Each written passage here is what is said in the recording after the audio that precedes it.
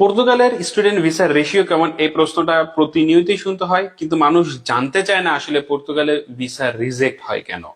যদি আমাকে বলেন যে পর্তুগালের ভিসা রিজেক্ট হয় এরকম একটা কারণ আমাকে বলেন, তাহলে আমি সর্বপ্রথম যে কারণটা বলবো সেটা হচ্ছে গিয়ে আপনার ব্যাংক স্টেটমেন্ট। পর্তুগালের ভিসা রিজেক্ট হওয়ার অন্যতম একটা কারণ হচ্ছে গিয়ে আপনি ব্যাংক স্টেটমেন্টটি প্রপারলি সাবমিট করতে পারেন নাই, আপনার ফান্ড এক্সপ্লেনেশনটা ঠিকঠাক দেওয়া হয় নাই।